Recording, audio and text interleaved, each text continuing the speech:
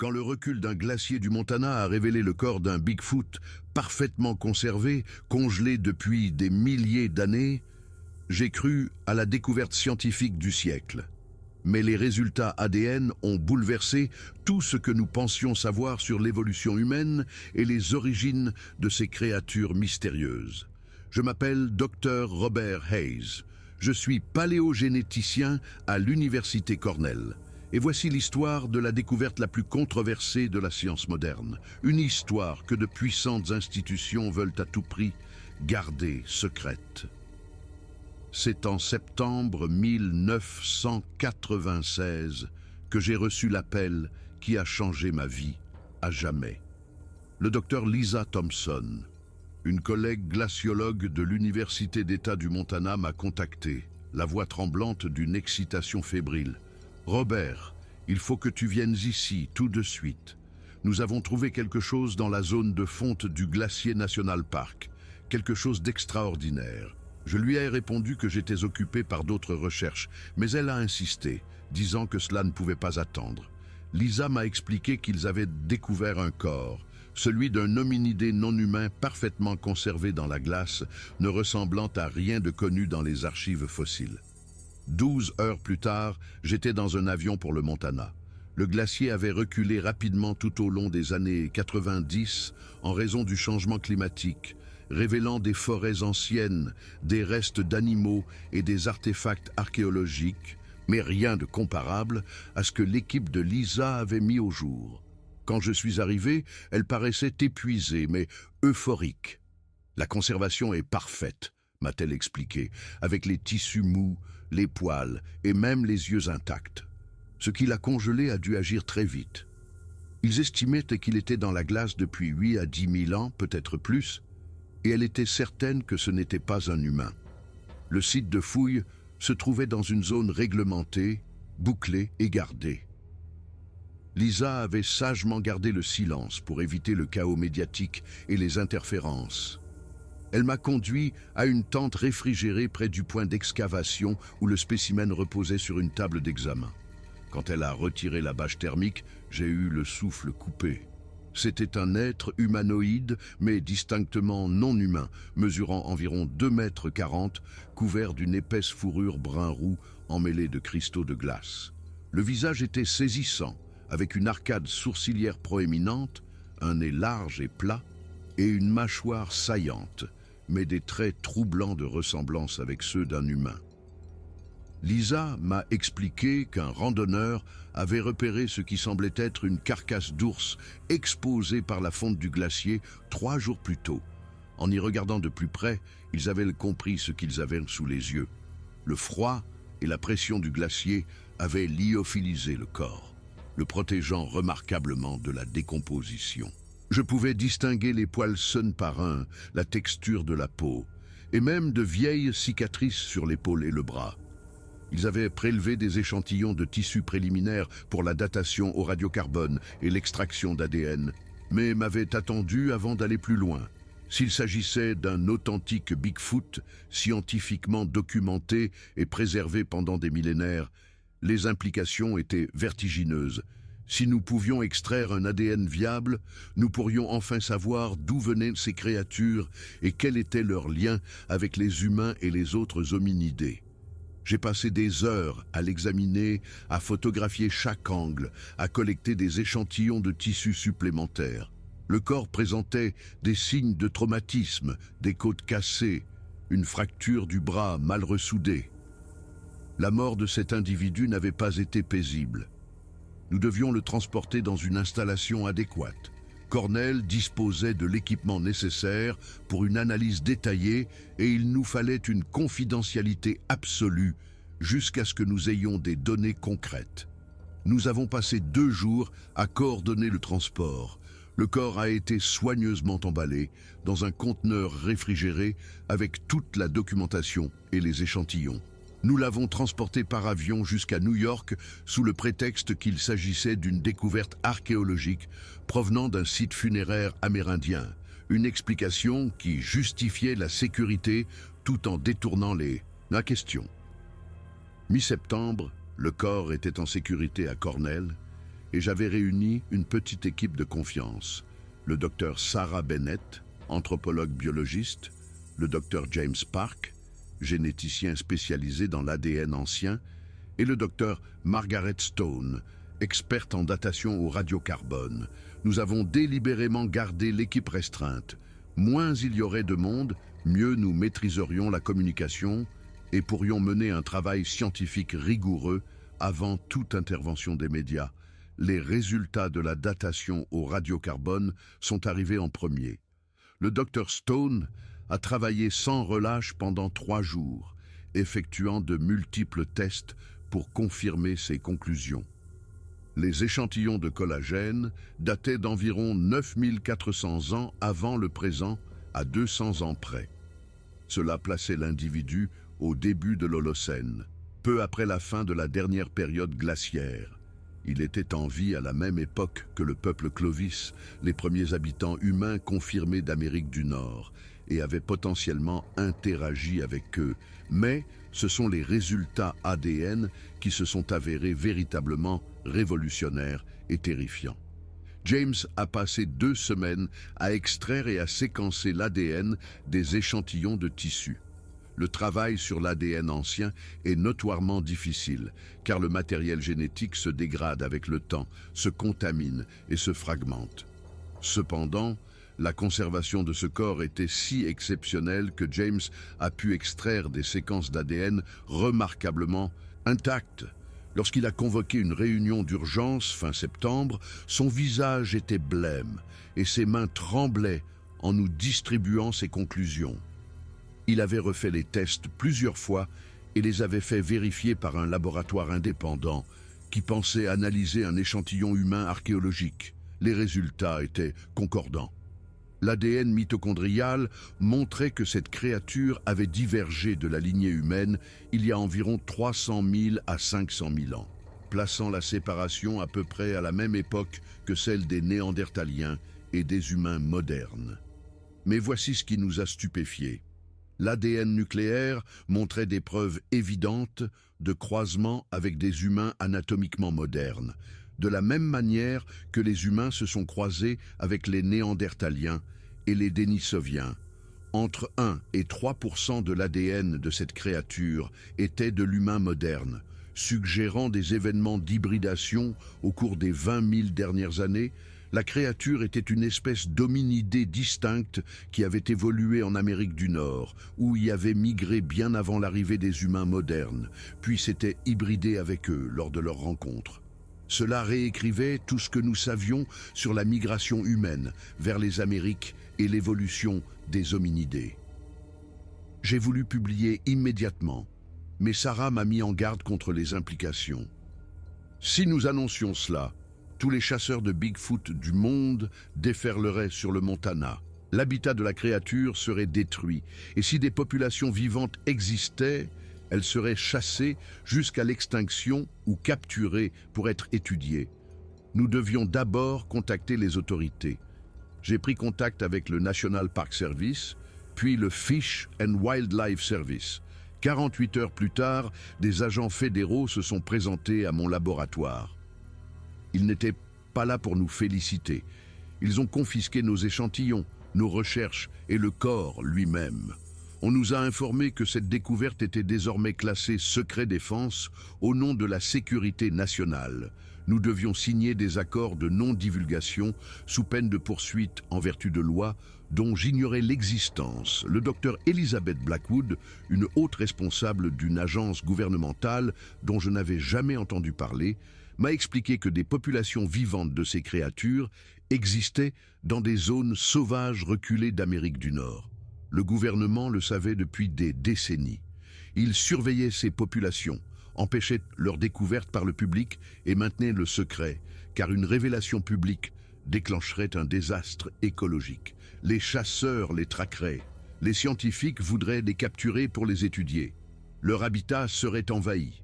Les créatures ne pourraient pas survivre à une telle attention. On m'a offert un poste de consultant de recherche principal pour le programme secret. J'aurais accès aux spécimens, je pourrais mener des recherches, mais tout resterait confidentiel. Après avoir longuement pesé ma décision, j'ai accepté L'alternative était des poursuites judiciaires, la fin de ma carrière et l'impossibilité d'étudier ce qui pourrait être la plus grande découverte paléontologique jamais réalisée. Pendant les 2 décennies suivantes, j'ai travaillé dans ce monde du secret. Le spécimen congelé a été transféré dans une installation gouvernementale sécurisée. J'ai analysé des échantillons de tissus, étudié l'ADN et travaillé à comprendre l'histoire évolutive de ces créatures. Dans la documentation officielle, nous les appelions les hominidés nord-américains. J'ai appris qu'ils n'étaient pas simplement des singes inconnus, mais des êtres intelligents, utilisant des outils, ayant des structures sociales complexes et possédant des capacités cognitives approchant celles des humains. C'étaient nos cousins, séparés par un demi-million d'années d'évolution, mais toujours reconnaissables comme parents. Le programme surveillait environ 15 populations isolées dans le nord-ouest Pacifique, les montagnes rocheuses et certaines parties du Canada. Chaque groupe comptait entre 10 et 30 individus. La population totale était estimée entre 150 et 250 individus.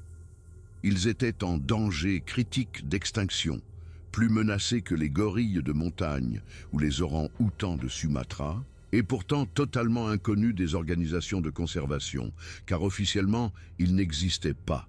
J'ai documenté des comportements qui me brisaient le cœur.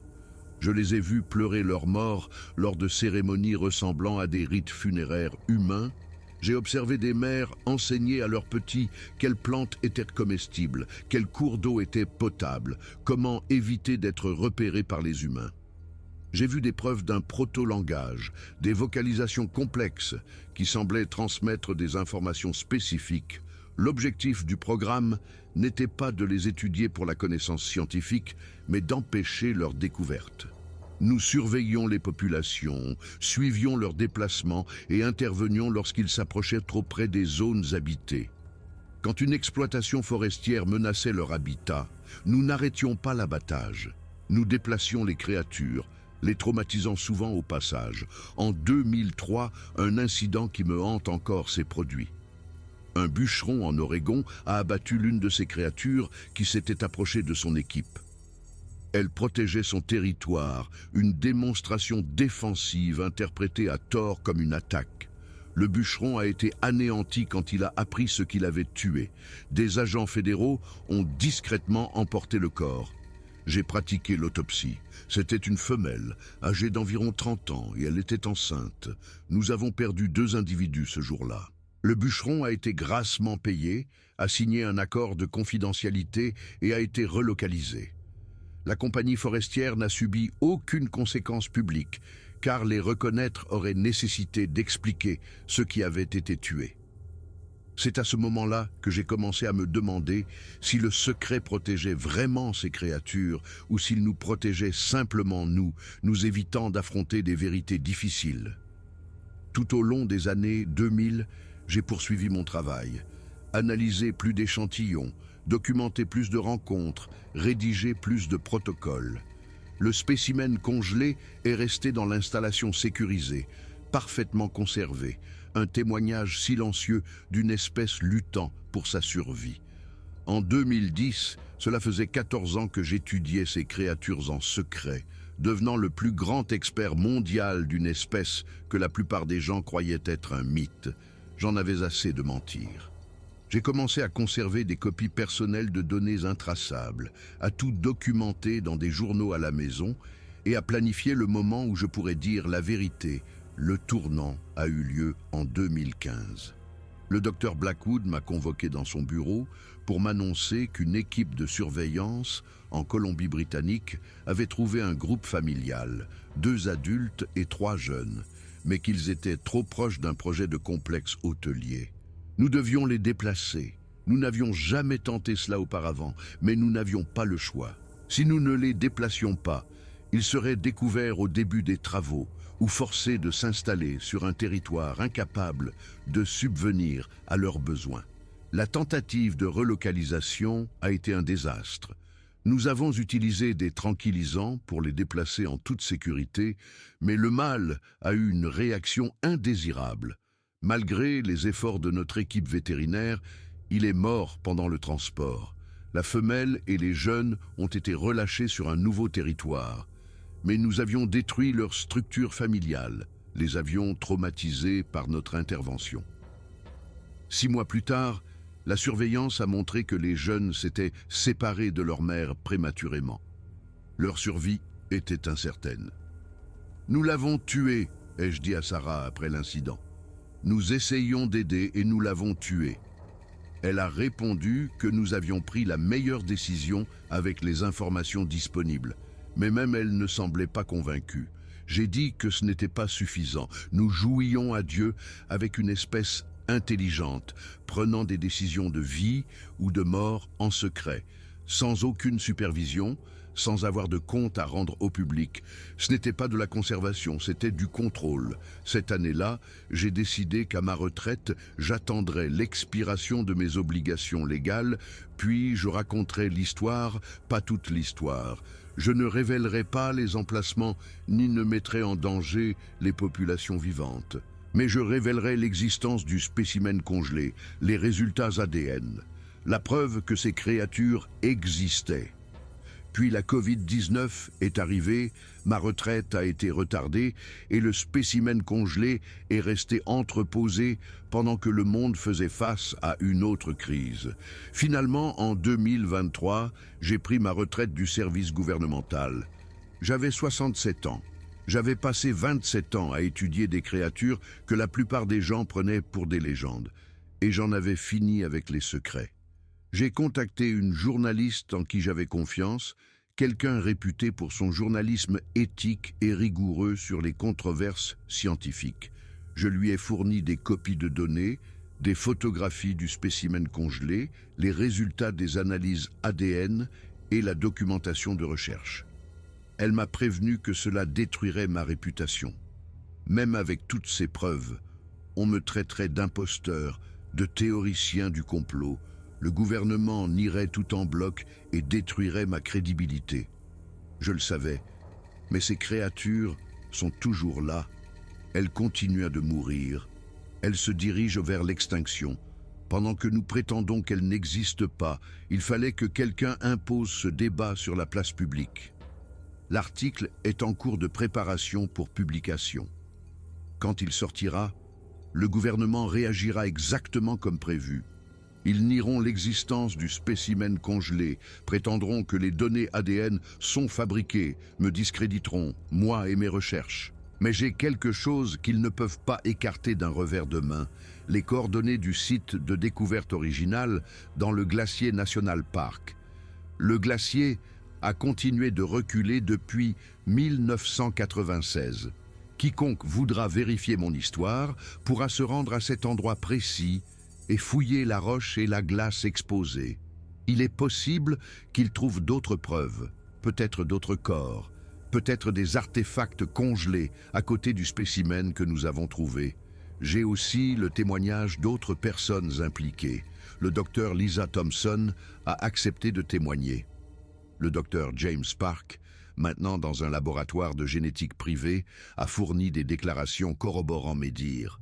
Plusieurs chercheurs de terrain à la retraite ont accepté de confirmer l'existence des programmes de surveillance. Nous ne pouvons pas fournir le spécimen lui-même, qui reste sous la garde du gouvernement fédéral, mais nous pouvons fournir suffisamment de preuves pour forcer les gens à se poser des questions, exiger des enquêtes et rendre impossible pour le gouvernement de simplement rejeter nos affirmations. Plus important encore, je rends publique la crise de conservation à laquelle ces créatures sont confrontées. Leur population est maintenant estimée à moins de 200 individus. La diversité génétique est à un niveau critique. Leur habitat continue de se réduire. Sans intervention, une véritable intervention avec le soutien et les ressources du public, elles auront disparu d'ici 50 ans. Voilà la vraie raison pour laquelle je brise le silence, pas pour la gloire ou pour prendre ma revanche, mais parce qu'une espèce intelligente est en train de disparaître pendant que les humains qui connaissent son existence débattent de la pertinence de dire la vérité. Le corps congelé que nous avons sorti de ce glacier avait 9400 ans. L'espèce de cet individu a survécu à la fin de l'ère glaciaire, a survécu à des milliers d'années de changements climatiques et d'expansion humaine, a survécu à la chasse et à la clandestinité. Elles ont survécu à tout ce que la nature et les humains leur ont fait subir pendant des millénaires. Mais elles ne survivront pas au secret, elles ne survivront pas en étant protégées par des mensonges, des dissimulations et des documents classifiés que personne ne lit. Alors, je raconte leur histoire, notre histoire, l'histoire de la façon dont l'humanité a découvert que nous n'étions pas seuls, que nous partagions ce continent avec une autre espèce intelligente, et comment nous avons choisi de cacher cette vérité plutôt que d'affronter la complexité de la coexistence. Les résultats ADN sont là. Ils sont connus depuis 28 ans. Ces créatures sont réelles, elles sont nos parentes, elles sont en train de mourir, et nous l'avons toujours su. Ce corps congelé dans le Montana, celui que j'ai passé des années à étudier, celui qui a changé toute ma compréhension de l'évolution humaine, a une histoire à raconter. Et je le laisse enfin parler. Le gouvernement va me tomber dessus, utiliser tous les outils juridiques pour me faire taire, discréditer les preuves, maintenir le secret. J'y suis préparé, car certaines vérités sont plus importantes que la carrière, la réputation ou la sécurité personnelle. Certaines vérités exigent d'être dites, quel qu'en soit le prix. Le corps de Bigfoot que nous avons trouvé congelé dans le Montana était réel. Les résultats ADN ont prouvé qu'il s'agissait d'un parent de l'homme, une espèce intelligente qui a partagé notre histoire évolutive. Le gouvernement a gardé ce secret pendant des décennies, pendant que ces créatures marchent vers l'extinction. Maintenant, vous savez. En sachant cela, vous devez décider quoi faire de cette information. J'ai choisi de parler. Que choisirez-vous ?